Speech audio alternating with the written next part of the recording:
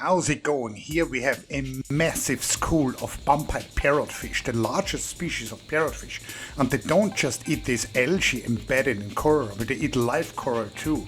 And then they poop them out, and that's the sand we are seeing here in the water column. So this is a fantastic spectacle.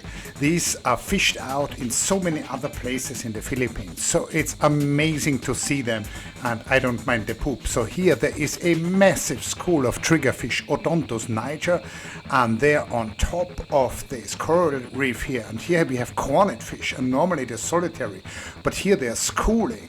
And here they're yellowfin barracuda. So we are in a place where there's not just a lot of fish biodiversity like in a lot of other places in the Philippines, but here we are in the middle of the Sulu Sea. We are on Tubbataha reefs, and the one and only Professor Kent Carpenter and myself went there. We actually started out on Negros Island, and thanks to a very generous supporter of the national park, and thanks to Infinity Live on Board, we made our way there, and also the Philippine Coast Guard and park rangers helped us, and we were checking out all of these fish. Why are we doing this? So we're writing a scientific paper about the fish fauna, but we're also putting together a book about the fishes of Tubbataha. And this is going to be a book for the interested layman, laywoman diver.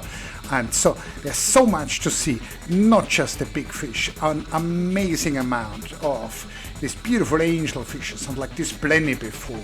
And there is so much fish biodiversity, and we hope to bring the information about this fish biodiversity, of course including gobies like this one, to the public. So in the next couple of episodes, I'll tell you more about Tubbataha reefs.